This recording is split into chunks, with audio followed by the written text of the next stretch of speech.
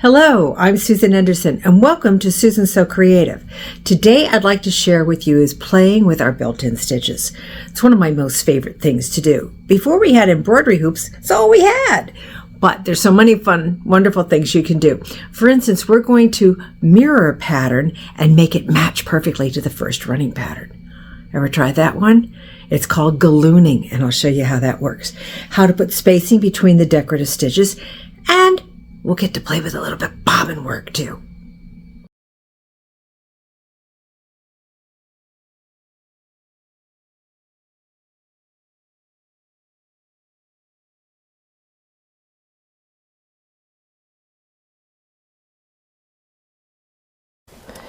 When working with decorative stitches, you want to be aware of a couple of things here. Now you can see where my A foot looks like my F and my F2 foot. The opening is the same, and it's got the feet on the toes that come out on either side and so forth that way. Other than it being a clear view and a metal foot, it looks like it's not any different.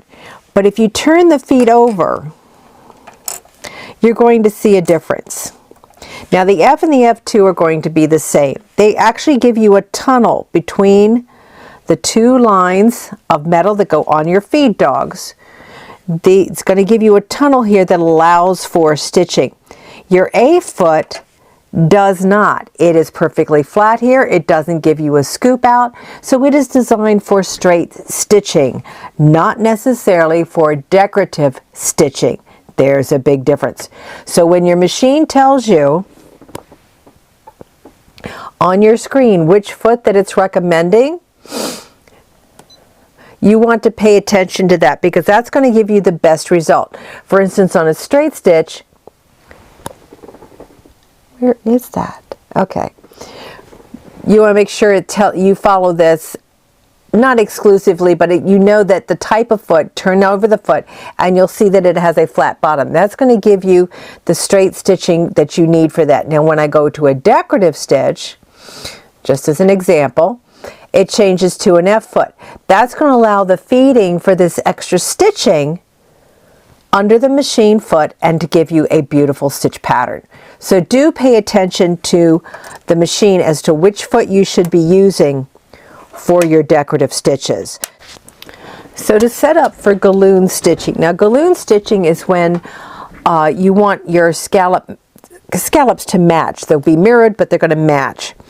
I've already folded my fabric in half. Now this is just a piece of starched muslin, nothing special, but this is what I use to test out test out all my stitching before it ever goes to my project. Now I am going to give myself a line. Now on your project, I would not necessarily be using a pencil. You want to use a washout marker or a soluble marker, but you do want a line for where you're going to start the design.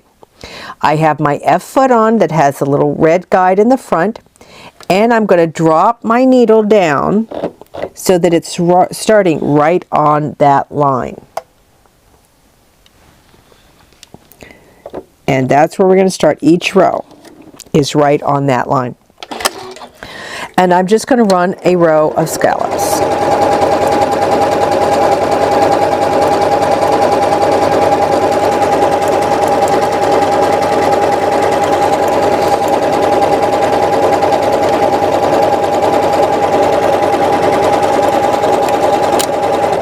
And finish.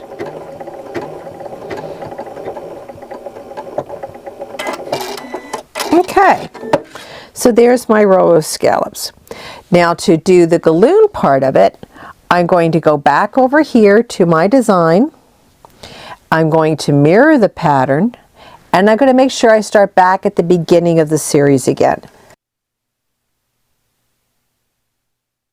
Now I'm going to drop my needle into that same line as I had before and place the edge of my foot to follow the previous line of stitching. I love my thumb wheel. That gets me perfect placement every time. Now we're going to run the machine at a consistent speed. I usually set my top speed at the double triangle or the middle of the line. This way I can put my foot all the way down on my foot control and get beautiful stitching each time. You've got to allow the machine a little time to get from one swing to the next.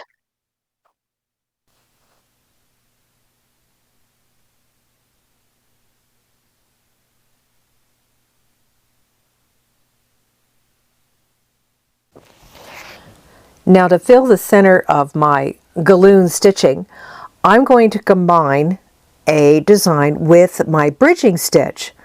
So we're going to go back to my decorative patterns. I want to go to Kids, and I'm going to select the heart.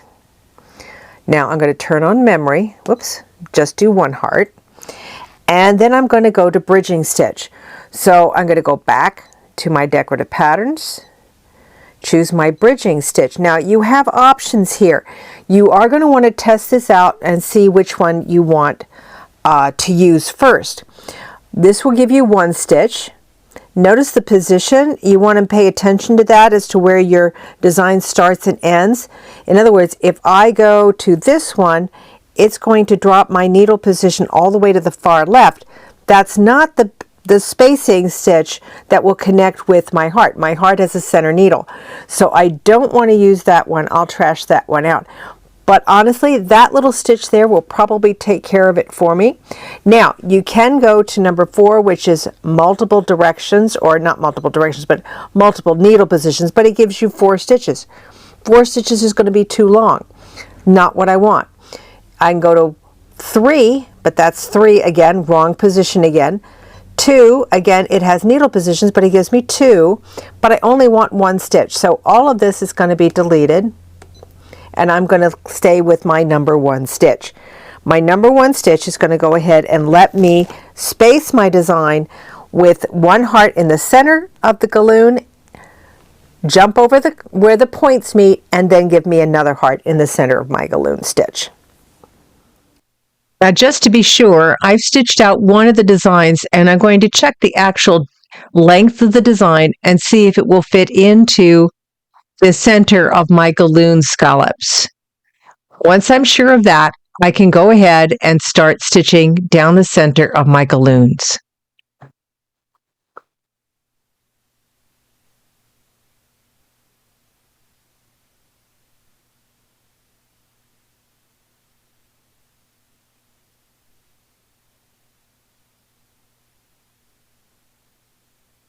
And that's going to fit just perfect.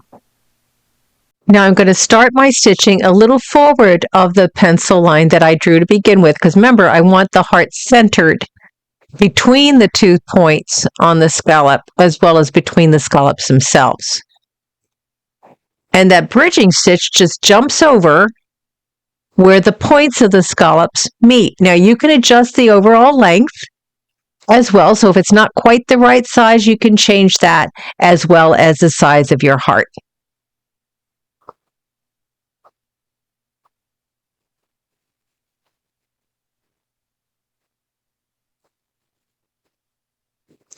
And there's my beautiful stitching. Wouldn't that make a great border, like on the edge of a blouse or a cuff? You can see where using the border foot would be beneficial. Not only does it have the mark in the center, but it has the far mark on the right and the left, plus additional marks that extend out on the wings, making it very easy for you to align your design with whatever you're working with. Gallooning can be a lot of fun, and there's some wonderful patterns in the machine that can work. However, remember, and you can see real well on this one, you must get that started right at the exact stitch, or you're going to be slightly off kilter and not perfectly straight. Once you've got that, and this is why we practice, and you can see how I practice, why we practice is to get that line up correct so that when we do go to the garment or the project, we have it and it works beautifully. Here are some beautiful examples I found online of gallooning and running patterns.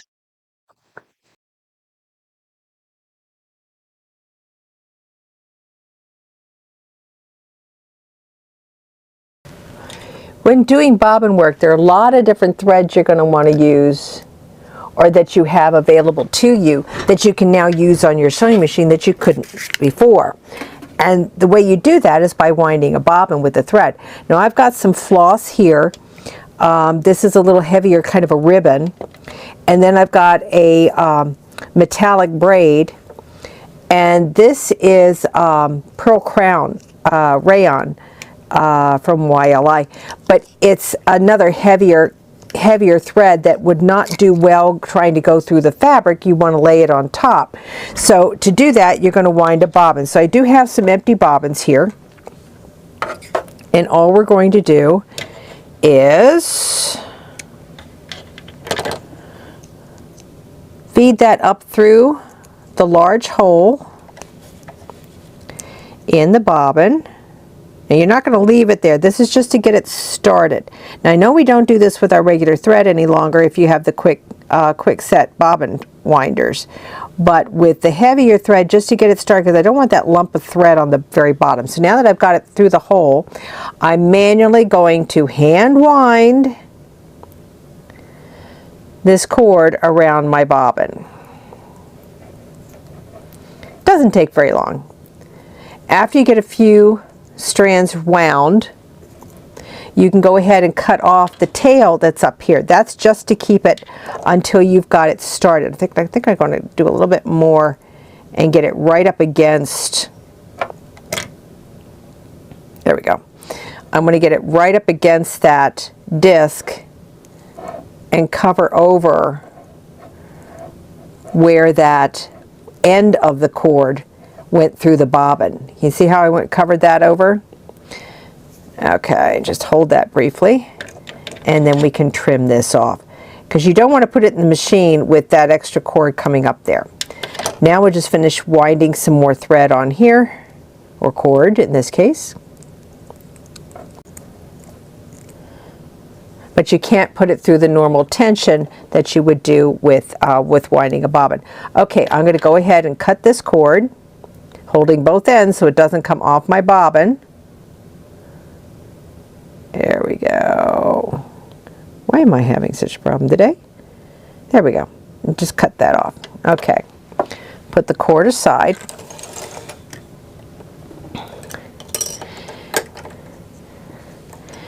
And the bobbin is still going to go in the same way with the cord coming off the left-hand side, dropping into your bobbin and going underneath the silver tension spring.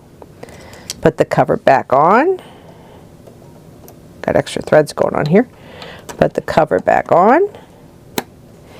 And remember, since we're doing bobbin work, the pretty stuff's going to be on the back side, so you may want to turn your project upside down and work from the wrong side.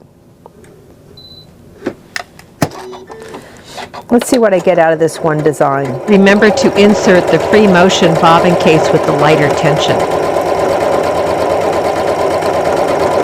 Now you can thread your machine with matching thread either to your fabric or to your cord. Ready for the reveal? And there's the reveal. Boy, that didn't turn out too bad. Got a couple threads caught in here, but that was the end of it. But look how it started off. That started out pretty neat. And if you look at the design I chose, that's pretty close to what the design was. So I've got a real good representation of that stitch. So we'll just go ahead and do the same thing again, but we'll get the cord out of the way this time. Okay, cut off the little tail and drop the bobbin into the same setup you had before.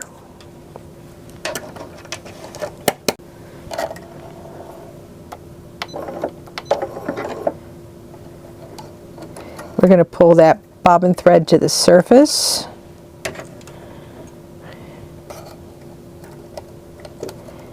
There we go. That way it won't get caught in my stitching.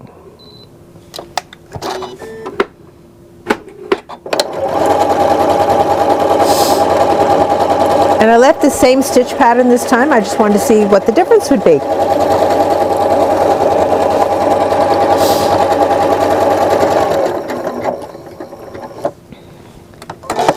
Ready for the reveal?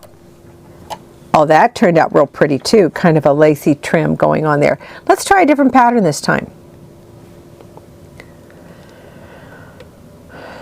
Now I don't want to get anything that's too involved because it won't turn out as nice, and you don't want anything that is triple stitched because you've already got the heavier thread here. So you want an open work design. So I'm just going to choose something real simple. Let's try this one, see how this one goes.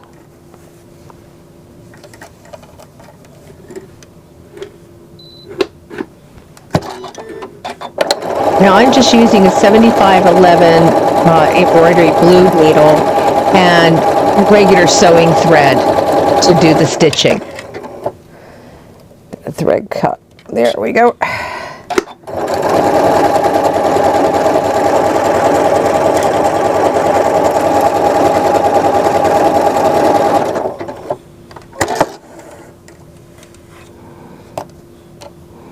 Oh, that turned out real pretty. Look how that one worked out. Very nice.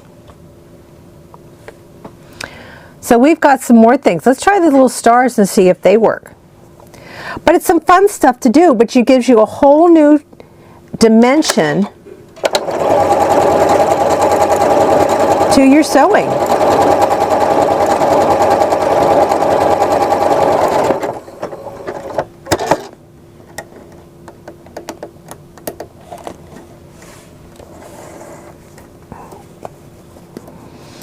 Okay, the stars didn't quite work, but a rather interesting kind of a crisscross effect. But it lets me know what's going on. Let's try these little hearts, see what these do.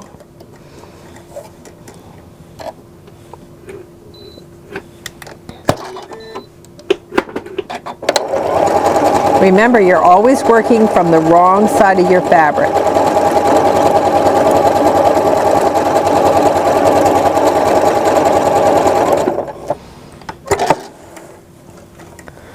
Oh, I like those. Those little hearts turned out rather cute. So again, just play with your built-in stitches, do some line stitching, and play with some of the decorative threads that you may have on hand for your serger. Remember, it's the twin needle button, the stitch length, the stitch width, the mirror image, and the flip all will affect and create new patterns from old patterns in your sewing machine. I hope this video will inspire you to explore the wonderful world of built-in stitches, or maybe create some new ones. I'm Susan Anderson. This is Susan So Creative, where it's only wrong when it doesn't work.